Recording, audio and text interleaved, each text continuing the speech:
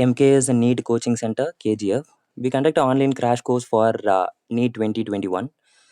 So this is our first class, and we will be putting our contact number in the description. You can contact us through the number.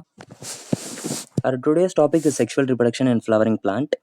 So there are three events in a sexual reproduction, that is pre-fertilization, fertilization, and post-fertilization. First, we will be dealing with the pre-fertilization structure. In that, first we are going to read about the male reproductive organ, or it is also called as androecium. Androecium, it consists of a whole of stamen. Stamen once again has two parts, that is a filament and anther. Filament is the long slender stalk. So stalk is this structure which helps in holding up something. So for example, the flower. The stalk of a flower is called as a pedicel. So where do you plug it up? So and its proximal end is attached to the thalamus. Proximal is nothing but from where it was going to originate, from where it was going to start, and that end is called as the proximal end. And the word opposite to the proximal end is called as a distal end. And this is a previous equation. So where does the proximal end of the filament is attached to? So the option is the thalamus. Next, coming to the anther. Anther is a bilobed structure. So it has two lobes, and in each lobe there will be two thecas. So therefore we call it as a dithecus. And totally, if you cut a anther, there will be four chambers, and each chambers are called as microsporangia. Since we are having four chambers, we call it as a tetrasporangia. That is four chambers, and this microsporangia going to develop into the pollen sac, which will later give rise to the pollen grain. Here you can see this is the filament, and this is the proximal end from where it was going to originate, and this is attached to the thalamus. And this end is called as a distal end, where it gives attachment to the anther. After cutting the anther, we see there will be four chambers. That's why we calling it as tetrasporangia. Of a microsporangia. So there are four layers in microsporangia, that is epidermis, endothecium, middle layer, and tapetum. So outer three layer, that is epidermis, endothecium, and middle layer, functions as a protection and helps in the dehiscence of the anther.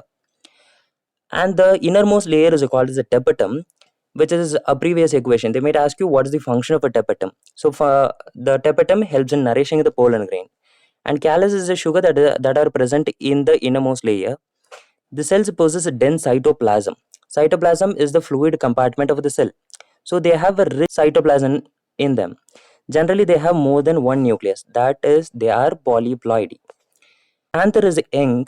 A group of compactly arranged homogeneous cells are called a sporogenous tissue. We know cells are the structural and function unit of the life, and a group of cells are called as tissue. So here a group of homogeneous cells in the anther are called as sporogenous tissue. They are arranged in the center of the microsporangia. Coming to the microsporogenesis. So the word genesis represents the formation or synthesis or production. So micro, we know that always male gamete are smaller in size. So therefore we call it as microspores. The process of formation of the microspore from the microspore mother cell through the meiosis is called as microsporogenesis. The cells of a sporogenous tissue will give rise to the pollen mother cell through the mitosis process. So pollen mother cell are diploid in a condition that they have two pairs of a chromosome in them. This pollen mother cell undergo the meiotic division. We know meiotic division is the reduction division. So the number of a chromosome will be reduced to the half. From the diploid condition, it will be result in the haploid condition. That is, they will lead to the formation of the microspore tetrad. And this microspore tetrad will mature and dehydrate to form the pollen grain, which will be dehisced from the outer three layer. So here you can see microspore tetrad.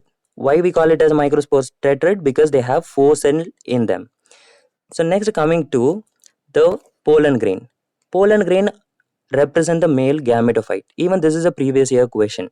What do which one of the following represent the male gametophyte? So the option is pollen grain. So generally it is spherical in shape and about 25 to 50 micrometer in diameter. And pollen grains are made up of two layer, that is outer exine and inner intine. Exine are the outer hard layer. Why they are hard in nature? Because of the presence of a sporopollenin. And there is a prominent aperture in the exine called as a germ pore. So what is the function of the germ pore is it will give rise to the pollen tube. through which the male gametes will be released for the fertilization.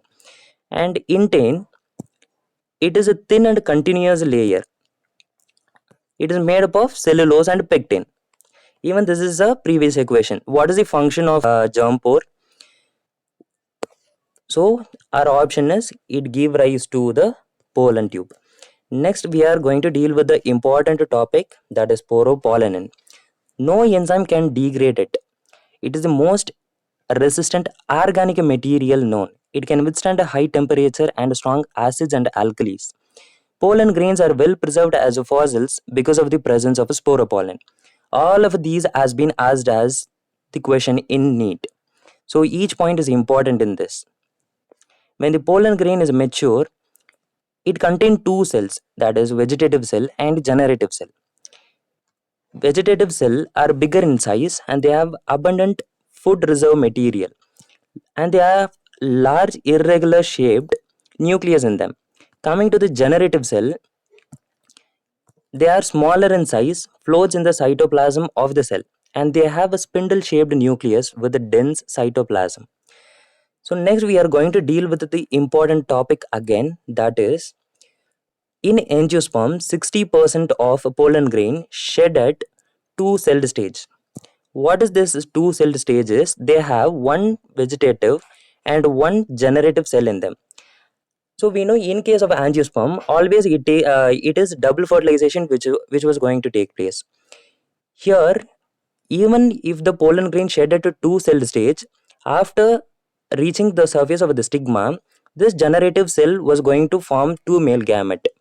But still we call it as a two celled stage because it was going to shed at that stage. But still double fertilization was going to take place. Why I'm concentrating on this? Because this is also a previous equation, so we will see later. Remaining 40% are going to shed at three celled stage. What is this three celled stages? The generative cell going to divide through the mitosis, which will give rise to two male gamete before the pollen grain are shed.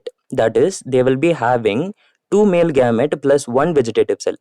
The two are, we also call it as two male gametes plus one vegetative cell. Viability. It is a period during which the shedded pollen grain remains active before reaching the stigma of the flower and causes the fertilization. So viability is something, it is similar to the word lifespan. So all the organisms have a lifespan, that is from the period from the birth to the death of an organism. Same like that, even the pollen grains have the birth and the death. So we call it as a viability. The pollen grain has to reach the surface of a stigma before it loses its viability. So the viability is dependent upon humidity and temperature. It is variable in different species. For example, in some cereals like rice, wheat, pollen grain loses its viability within 30 minutes. If it takes more time to reach the surface of a stigma, it loses its viability and therefore it cannot cause the fertilization. And in some cases, in some members of the Rosacea, Leguminosae, Solanaceae, it maintains the viability for even months. They can cause the fertilization even after months after shedding from their anther. Coming to cryopreservation, the process of storing the pollen grain for years and can be used as the pollen bank. And this is a previous equation we are coming to, that is it is stored in liquid nitrogen, and they might ask at what temperature we are going to store, and the answer is minus 196 degrees Celsius. And where we are going to use this? We are going to use this in crop breeding programs. Pollen grains causes allergy and bronchial afflictions, and this lead to the chronic respiratory disorders such as asthma and bronchitis. So always you have to remember, if at all our terminology in biology ends with the letter TIS at the end, it says the inflammation. It says about the condition called as inflammation. Inflammation is something nothing but wound. So Parthenium, or it is also called as a carrot grass, came into India as a contaminant with wheat import, and even this causes a pollen allergy. Even this is a previous equation. Parthenium, how do it came into India? It came into India as the contaminant with the wheat import, and this also causes the pollen allergy. The last topic in the male reproductive organ is the pollen grains are rich in nutrition, and we are using the pollen tablets as the food supplements. In Western countries, pollen tablets and pollen syrups are available in the market. It increases the performance of the athlete and race horses. So even this is a previous equation where what is the function of the pollen tablet? So we are going to use it as food supplement, and for what we are going to use? For the increasing the performance of the athlete and race horses. And now we are going to see some of the important questions and previous question that we have learned till now. This is NEET 2018 question. Pollen grain can be stored for several years in liquid nitrogen having a temperature of. So we know already I said it is minus 196 degree Celsius. So which one of the following is not true? So we are going to choose the option which is wrong. Pollen grain of many species causes several allergies. So this is correct. Stored pollen and liquid nitrogen can be used in crop breeding programs. We know even this is correct. Tapetum helps in the digestion of the anther. Exines of a pollen grain is made up of sporopollen. So we know the option, it is tapetum. Tapetum is the innermost layer which helps in nourishing the pollen grain. And who has the function of a digestion of the anther? It is outer three layer, that is epidermis, endothelium and middle layer. So I already said the proximal end of a filament of stamen is attached to. So we know the option directly, we can take the option, that is thalamus. Male gametophyte in angiosperm. So this is important question. So I already said always in case of angiosperm it is always the double fertilization process which was going to take place. So we know whether it was a two celled stage or a three celled stage, always it will have two sperms and vegetative cell. Here they are using the terminology as sperm. So we know sperm represent the male gamete. So therefore the option is number 3. So next we are going to see in 2014 the pollen tablets are available in market. So we read what is the function of the pollen tablets? It is supplementing the food. Which one of the statement is correct? So sporopollen can be degraded by the enzyme. The first option is itself is wrong, because no enzyme can degrade sporopollen. It is that much thick it is. So sporopollen is made up of inorganic material. We know it is organic material, it is not inorganic material. Sporopollen can withstand high temperature as well as strong acids and alkalis. So even we know this is a correct option. Sporopollen can withstand high temperature but not strong acids. So that is the wrong option. So we are going to an organic substance that can withstand environmental extremes and cannot be degraded by any enzyme. So we can directly click on the option sporopollen. This is 2012 question.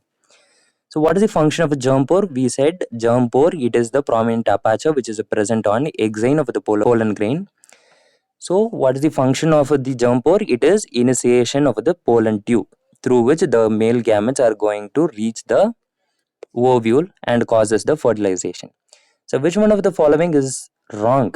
When a pollen grain is shed at two-celled stage, double fertilization does not take place. This is the wrong statement. Why? Because always in case of the angiosperm, it was going to be double fertilization.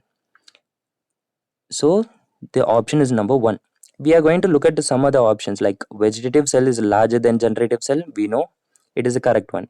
Pollen grain in some plant remain viable for a month. Even this is correct. Intestine is made up of cellulose and pectin. Even this is correct.